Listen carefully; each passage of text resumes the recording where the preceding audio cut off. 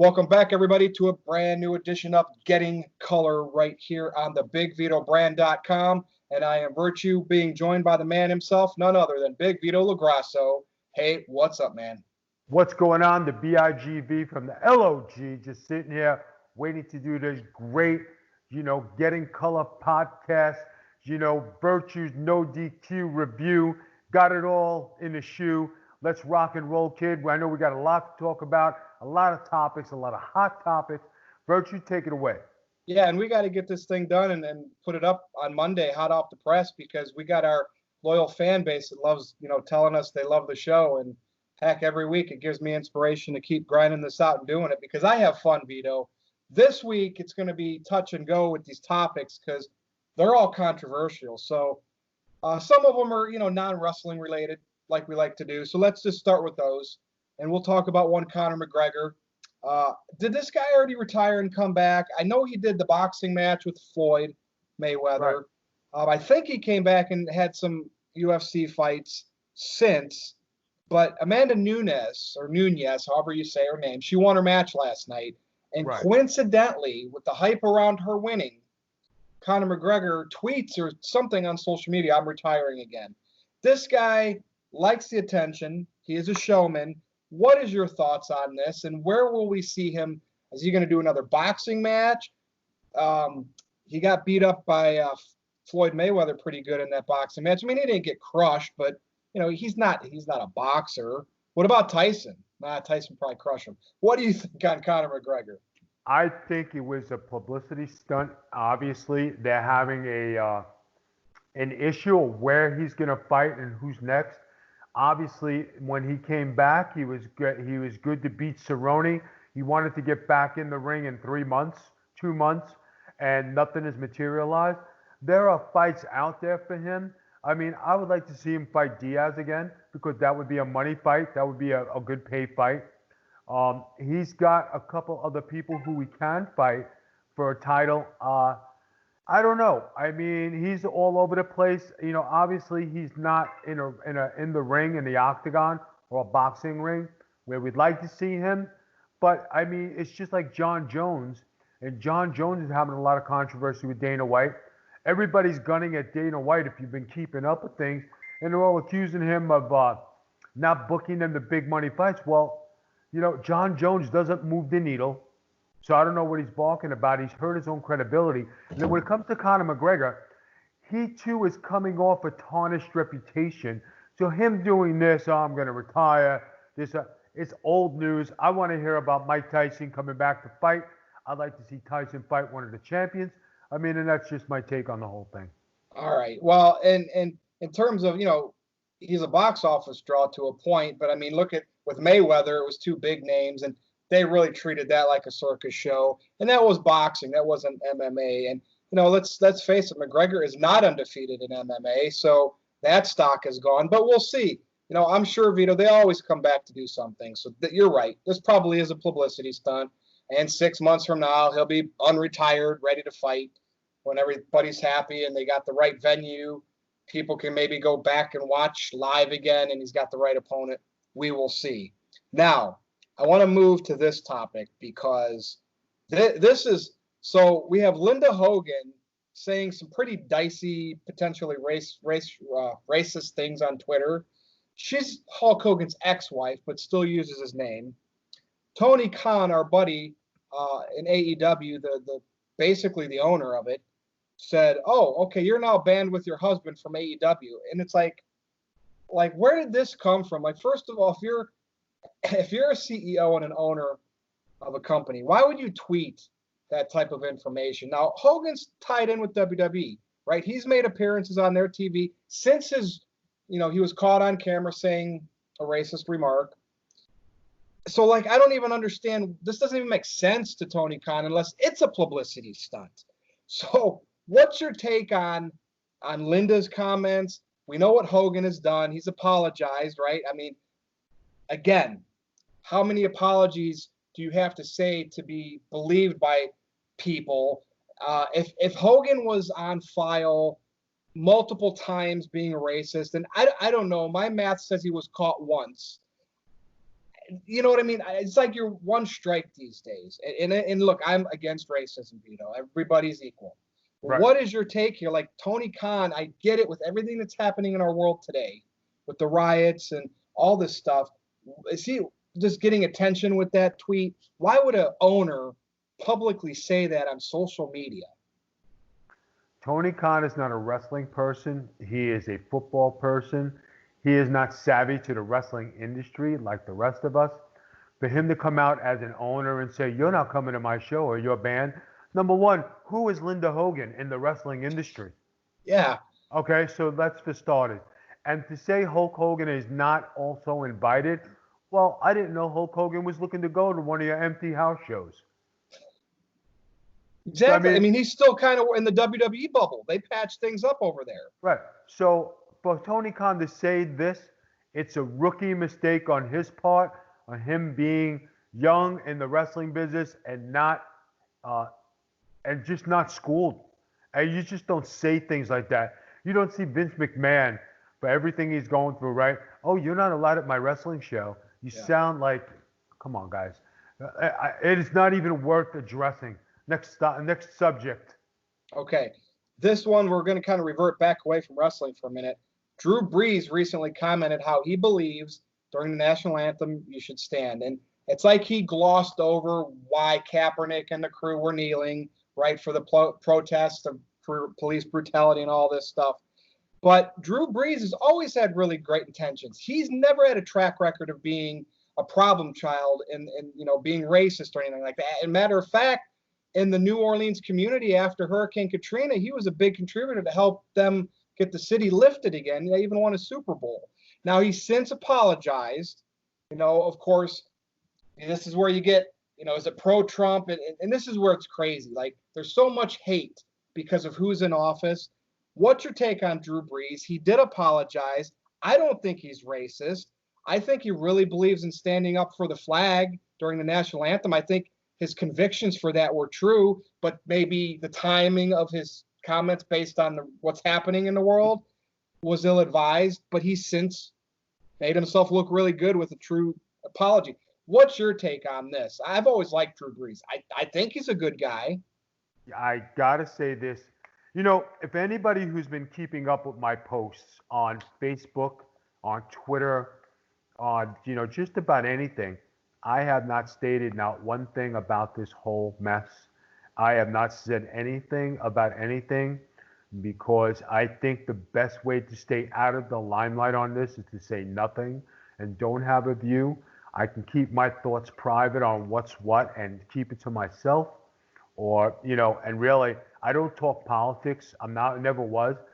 But guys out there in the world, before all this happened, how do you grow up in the world?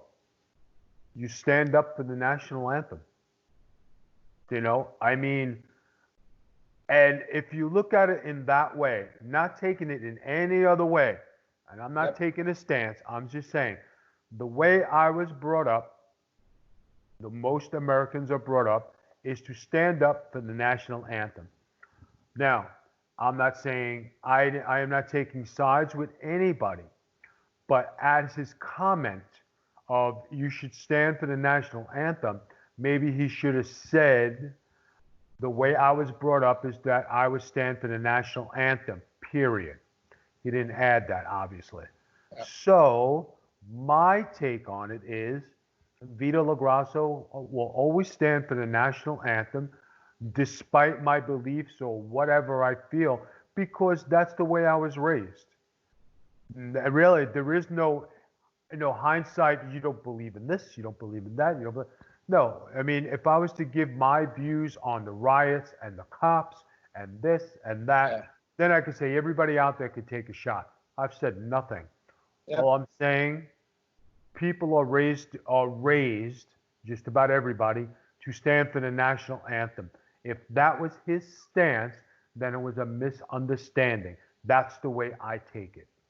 Now, you bring up an interesting point, how when things are very controversial in this world, you see these protests on social media in the cities, and then there are people that just don't want to, they're not racist, they just don't want to get involved in terms of speaking up, and then they're getting criticized. If you don't say nothing at all, you're part of the problem. I don't believe that's true. We just don't want to get, you know what I mean? And you and I are both for equality, and we want everybody to do what they're supposed to do in this world correctly. But like, if we don't really want to mention things, why should we like be looked upon as part of the problem? Like, I don't agree with the people that say that to the people that are staying kind of silent. You know, I have always taken a stance. Now, I'm older than Virgil. I'm old, you know, and I'm not saying I'm old in that sense, but you know, your mother always said, if you have nothing nice to say, don't say it at all. And when it comes to this stance, now people take different views on different things, and politics is never not my forte. Um, Me either. what people's beliefs are their own beliefs, and you see it on Facebook. You see every day there's something. You know, if I choose not to voice my opinion or say anything on someone's post or to voice an opinion on what's going on, that is my right, because better to say nothing than to be ridiculed for saying something that might be misconstrued, and then it becomes a controversial piece. I choose the silent part because you know what? I want to stay as safe as possible. I have responsibilities at home. I have someone to worry about. My life is not to be on Facebook and do debates with people who are on there and have these strong beliefs. I choose not to do it. I have enough to worry about in my own household than to worry about what goes on in everybody else's household. And you know what? Nobody has said to me, hey, how come you don't have a stance? That's because I choose not to say nothing, because that's my right. I don't have an opinion. I don't have a stance. I would like to stay silent during this, and hopefully everybody can get what they want, and everybody can go back to normal, and Yeah. this world can get to have some peace. And everybody's happy. Now, before we get into more wrestling topics here, this one's kind of a crossover with the controversy in wrestling. Jaxson Ryker from the Forgotten Sons, talent in NXT. Well, they were in NXT. I think they're on the main roster now. Uh, some pro-Trump statements. Okay, this is very interesting here because, right, everybody should, right. When I grew up, you know, Ronald Reagan was the president. George Bush became the president, and Clinton. All right, I didn't realize, I was a kid. I was growing up. I knew there were parties, but I didn't think it was like cutthroat, neck and neck like it is today. So he just basically mentions, you know, what's on his mind. He served our country. Gunner, I believe that he was Gunner in TNA. Right. And next thing you know, wrestlers are kind of combating him. Right now, he made pro-Trump tweets. Wrestlers are combating him, like, how dare you? And then Linda McMahon makes recent comments about how the employment rate numbers are starting to look a little bit better, and praises Trump. Granted, we know she works with Trump, and the McMahons are friends with them. They, the McMahons own WWE. What are these wrestlers and these workers thinking now? Yes, it's freedom of speech. So, but like the company you work for, they're pro-Trump. So is this going to create just a big mess in terms of, and I don't want to really talk about the politics of this video, because like you said, we're here just to give our journalistic, unbiased opinions, but mostly talk about wrestling because that's what our fans want to listen to, your fans. Think about this. Are they going to get in some hot water? The wrestlers like the Kevin Owens and the Sami Zayns, and they're not even from this country, that are mad about the pro-Trump tweets. Then you have Linda McMahon stating what she stated. They work for a Trump supporting family and company. This is crazy. What's going to happen with these wrestlers that are against these other people speaking up their opinions? Because it's one big shade of gray, Vito. I could tell you that, since this is a country that is very opinionated, and everybody has something to say, and everybody's beliefs are different. When you work for a company that supports the President of the United States, best thing to do is just keep your mouth shut when it comes to politics. Not saying that it's right or wrong, but that is your employer, and your employer's wife works for the White House. So anything you do and say is being watched. Now, Will this result in him seeing Job City and his release? We shall see. But if you're working for a company and you've got views and you have something to say, and it's a very, very fine line of defiance by going against the company, going against their beliefs. Everybody's supposed to stand united as one, but, in certain things, not everybody is united as one. Better not to say nothing. And as far as Linda McMahon saying, well, the economy is, getting better, I don't see an increase in people getting their jobs back. I see people making $600 a week extra every week sitting home during the COVID-19. I also see in the state of Florida a spike of 1,000 plus every day this past week of cases in the state of Florida because we did not shut it down like every other state. So being that Memorial Day was just passed, and since Memorial Day, we've had a rise in COVID-19. What happens when the riots in 2 weeks and everybody else who has not stayed apart and not abided by the rules, what happens when this escalates to 2,000 a day and 3,000 a day? Is the state of Florida going to shut down? Are we going to go backwards? Are we going to go forward and let the NBA come into town? Are we going to let things ride? Are we worried about the economy? Or are we worried about the health of the state of Florida? I don't know. Now, we had the restrictions in most states, right? The coronavirus. Right. Ever since this controversy with the rioting, now all of a sudden you don't hear the news preaching about this, and you have mass riots and mass protesting and stuff like that. How did it change like so quickly over the course of the last 7 to 10 days? I got to tell you, Birch, you know what? The coronavirus concern. Well, I could say when you have something that's as strong as Mr. Floyd's death, okay, and the concerns that people have about police officers and the way they treat people, that is really like a very heartfelt thing.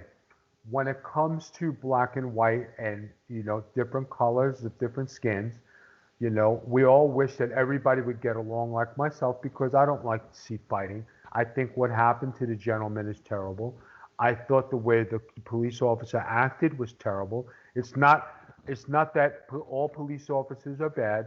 It's that there are a couple that overstep their bounds, which is terrible. And they're being accented big time on social media. Anytime there's a bad-looking cop, boy, it's getting all over the place. But you won't see people talk about the good people. Right. Now, when you talk about the rioting, right? Now, if you're going to protest people, we can all protest peacefully and get our point across. Yep. That's all right. When you riot and rob from stores, right, that solves nothing except causing more chaos, causing a reaction from the military and our police force to enforce some laws, which nobody wants to see. It's just the whole thing is a mess. And my opinion is, I wish this would all disappear and we could all come together and have peace and move on. What was the biggest thing we worried about? The COVID-19. When we didn't worry about the COVID-19, what did we worry about? Gas prices. I want to go back to that. Everybody in that house has something to worry about, whether it's how to feed your kids, if your spouse is sick, medical care, how to pay your bills, getting an extra job, worrying about the everyday grind of what's going on. Now with this happening, life is tough, people, and you have a lot of stress. You got to worry about, going to work, going to the store, going places. And you know what? It's not that you're part of the problem. You're just trying to avoid controversy, and you don't want to get mixed up in it. And I'm saying it as politely as I can. Guys, I wish that everybody would get along again. I want to see peace and harmony. I hate to see what's going on in our world. I want the COVID-19 to go away. I want all this race stuff to go away. I would like everybody to get along in the world. I would like to see sports back on TV. I would like to see things go back to normal.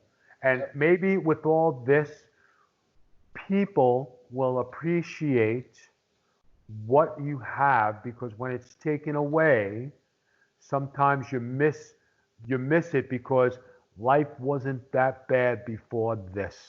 Yeah, and you well said, Vito. So it's not like you wanted to stay quiet and just let everything resolve itself because you don't want the world to know your side. You want everybody to get along Yeah. and everybody to be happy. So yes, let's hope this all works out. But let's lighten the mood here, okay? Okay. And this is kind of like a Dave Meltzer, any of the other dirt sheet things. I find this clever by WWE. We know the Edge and Randy Orton match at WrestleMania went long, the last man standing match. They Right. didn't have a crowd. That type of match needs a crowd. It went 40 minutes, had some awkwardness to it. I get it.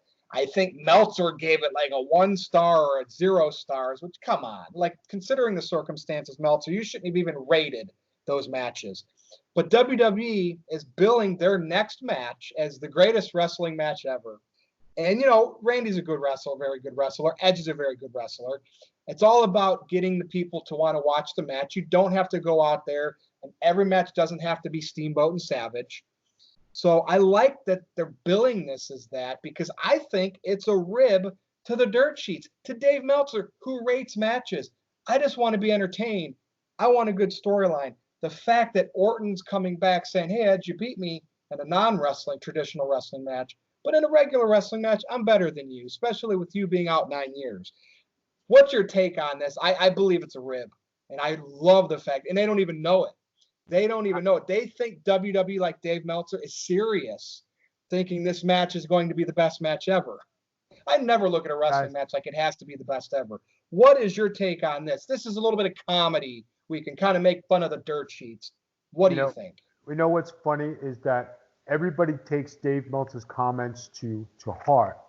I don't recall ever Dave Meltzer getting in a ring, doing a wrestling match, being in the wrestling business. He's has opinions, and he rates matches, and everybody thinks that his word is God. Well, Dave Meltzer, unless you actually got in a wrestling ring and were physical and actually know what you're talking about, who gives you the authority? Who made you the star rater? I'll call you the star rater, okay? And as a fan, it's fun to do that stuff, but he doesn't want to be called a fan. You are a fan. You're not in the wrestling business. You're a journalist. And I think, I call myself an analyst, a journalist. I don't call myself a wrestler when I do this podcasting. I'm a podcaster. I have a better outlook or a better insight on what the wrestling game is because I actually did it. But you don't ever hear me come on this show or any other shows and say, oh, I know this and I know that. I give you the facts of what it is. And this is not fabricated. I lived it for 30 years. I think I know a little bit of something. When this guy rates stars and rates matches, guys, you take it to heart. If the WWE is going on there and saying this is going to be the greatest wrestling match of all time, this is going to be a 5 to 10 starer, good for WWE. I'm glad they're playing with him because he needs to be played with back. Kudos to the WWE. I'm glad they're playing. To me, what Dave Meltzer said doesn't put food on my table, doesn't mean a thing in my house.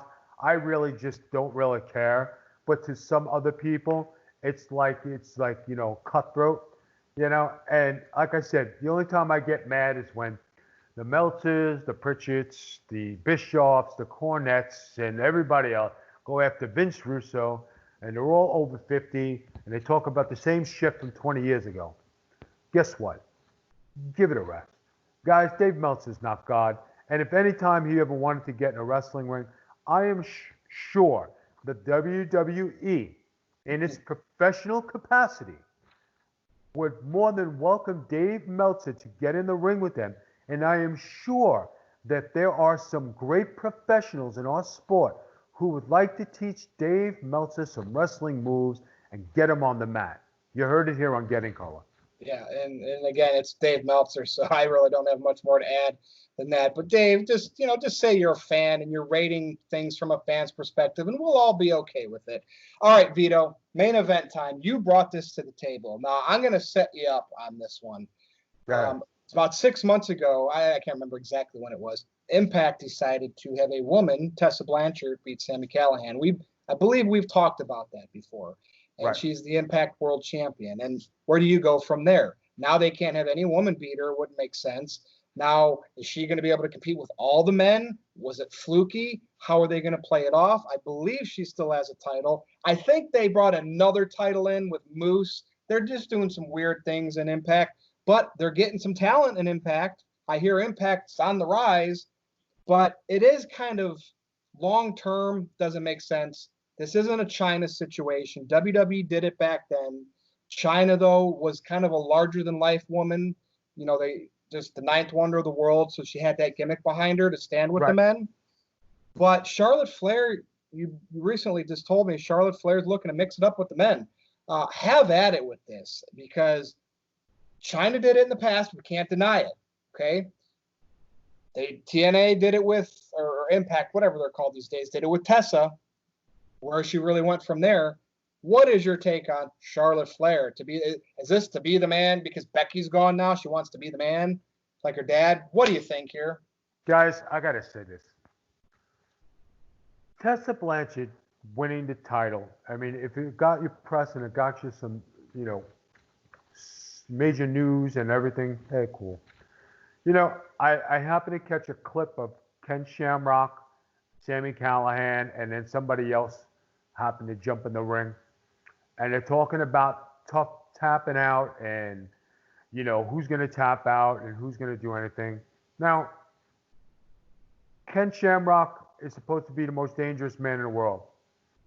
Sami Callihan lost to a woman. So where do you go with that? I mean, okay, it's kind of hard to see. I mean, the guy's got to get his man card back, obviously. But how come Ken Shamrock isn't fighting for the world title? You put Charlotte Flair is one of the best women wrestlers in the world. Yep. She will definitely exceed her father as 16-time world heavyweight champion. Okay? To put her in the ring with men of a Brock Lesnar, a Drew McIntyre, a Randy Orton, any of the big boys that they have there, and there are a lot of big guys in WWE. How does she compare to be one of those guys? I'm not saying she's not a good wrestler, but you're talking about I'm going to say this. Realistically, you're going to put Charlotte Flair in there with Brock Lesnar, and Brock Lesnar being an ex-MMA fighter, ex-champion, beat The Undertaker, beat this one, beat that one, and you're going to tell me she's going to compete with that caliber of talent? You're going to tell me that she can go into a match with The Undertaker? Undertaker's 6'6". He's a big man. Is that reasonable? I think the reasonable has went out the door with this stuff. Women's champion should be women's champion. Men's champion should be men's champion. The days of punching a woman in the face, I don't dig it. I don't like it. You know what I mean? Chopping a woman in the chest, I don't dig it. If a woman gets up from your punch in the face, what does that say for your punch in the face? Yep. Or if you clothesline the hell out of a woman's neck and she gets up, what does that say for your clothesline?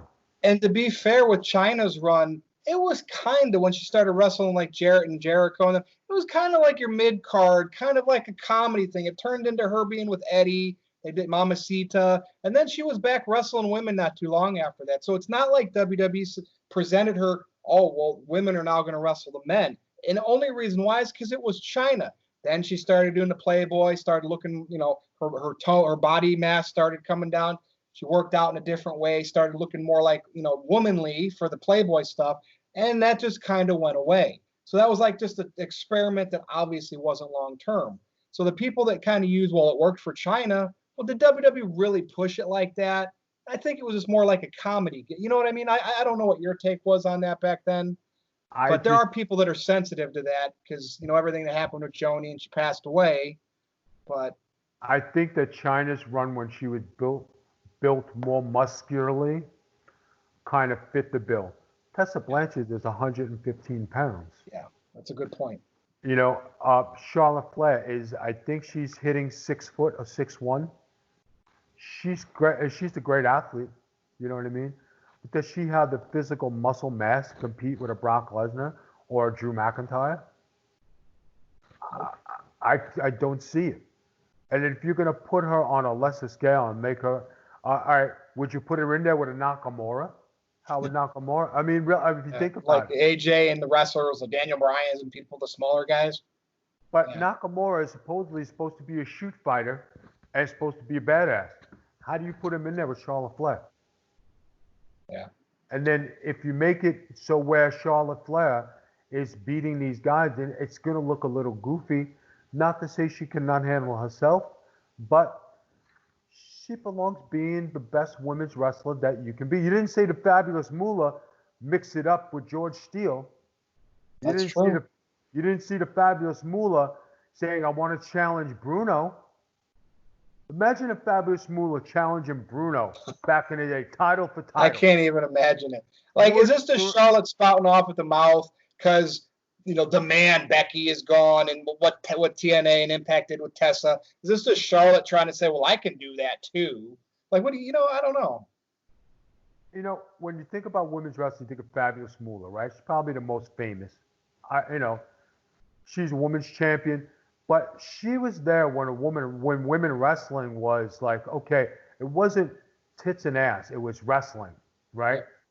You talk about her wrestling in an era where Bruno was champion and Bruno was a man's man. So imagine Moolah getting on TV and say, I want to fight Bruno Sammartino for the heavyweight title. How could Bruno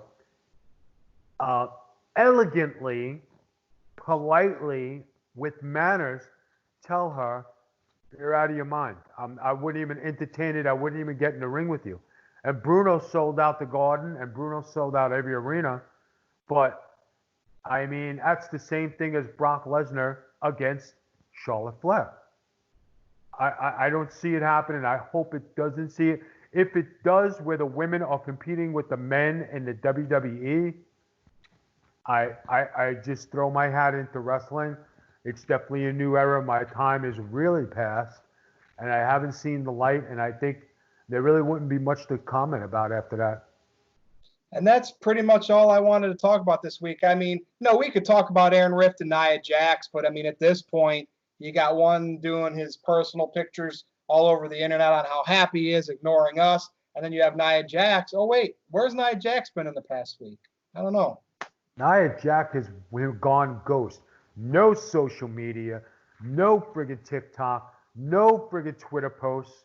I know she watches the show. I know she's a big fan, and I bet you she got the shutdown from the WWE to stop, take care of your craft, start working out, get back in the gym. I hope that's what happened, unless her phone broke. We'll see. But every time we say something like that, next thing you know, here comes a new wave of TikTok videos. So I hope we didn't jinx it, Vito. But her TikTok is on point, though. I mean, it is good. I'll give it that. Now, your TikTok is good, but your wrestling, come on, girl. You got the talent. Go back to the basics. How long before they make her a dancing TikTok and that's her comedy gimmick? Like Brodus Clay. I think it's coming. And as far as Aaron Rift goes, oh, I'm so in love. Oh, we had pizza. Oh, God, baby, I love you. Our anniversary. We're in the woods. You make me sick, Aaron Rift. You make me sick. But we're here waiting for you when you break up. You can come back. See, they're not married yet. Right? Okay, you and Noelle are married, right? But I mean, yeah, you do the lovey-dovey thing, but you guys debate and argue all the time. Yeah, Where's that with Aaron and his woman? But I love them all. I love you and Noelle, Caitlin and Aaron. But yeah, we got to get some business taken care of. No, Vito and Aaron we Rip need is Vito back on the channel. yeah, Aaron Rip is definitely dropping the ball. And if you stop baking your little muffins for your woman in the morning, Aaron, and get on a phone call or get to Skype at night instead of cuddling, maybe we can get some man business done. You know what I'm saying, That's right. Aaron Rip? Yep. All right, close the That's show. right. Man. We'll see, and I'll make sure he watches it. So, with that said, this has been another great edition of Getting Color with the Big Vito brand himself, Big Vito LaGrasso, and myself, Virtue. You can follow Vito on Twitter at the Big Vito brand. You can follow me on Twitter at NoDQ_Virtue. That is all I got this week for Vito, for myself. Thank you for watching right here on the BigVitoBrand.com. This is Getting Color. We will see you next time.